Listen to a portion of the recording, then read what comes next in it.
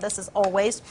There's the president of this new online partnership, which is what they're calling it, Harvard and MIT, says this is the biggest change in education since the printing press, which is kind of a big statement. Is he overstating it? Not in the least. The way in which we educate will forever change. It has forever changed.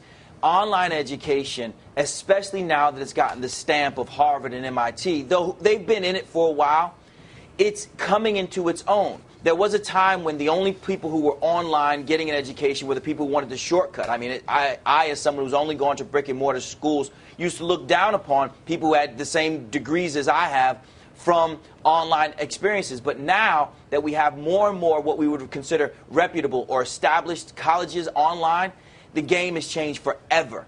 Past online attempts have failed. There was Fathom, which was Columbia University and the University of Michigan together. There was All Learn, which was Yale and Princeton and Stanford together. Those have failed. Why do you think that this not only could work but could change education when these others, backed by very fine schools, have failed?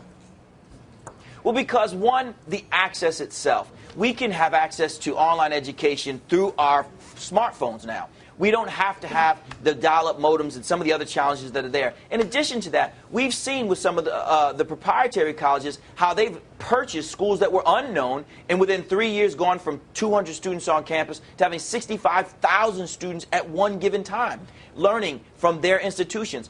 This is where education is. There was a generation that it came between us and the one that's currently in school that wasn't too comfortable with online learning. Now the real big story is that it's no big deal.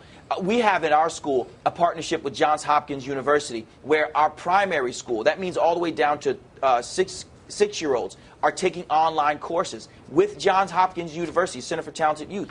They take the courses as if it's no big thing because they do everything online. The game has changed forever. So, you know, Steve and I did a documentary. He was in one of our Black in Americas, and we talked a lot about his students who were taking college-level courses as high schoolers, and it was one of the ways that they really, I think, became very comfortable. All of his students go off to four-year colleges, 100% of his students. It's one of the reasons we did the story. Tell me about the implications that you think then this could have for students like yours, not just the 6-year-olds who are taking this Johns Hopkins courses, but even bigger than that, maybe broader than that.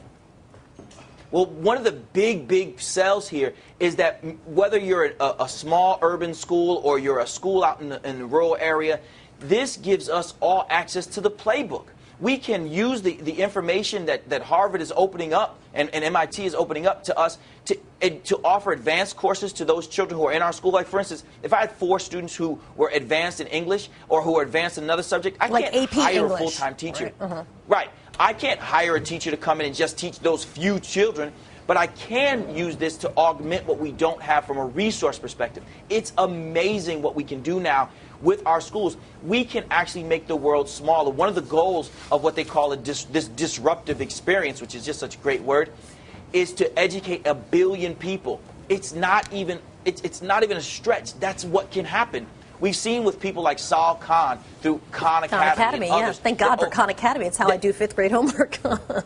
You too? So we have seen that you can take information and make it easily accessible. And most importantly, as an educator, I'm no longer limited by the teachers who are willing to drive to my school who live within about a 20-mile radius. I can have access to the best educators on earth, which some of them are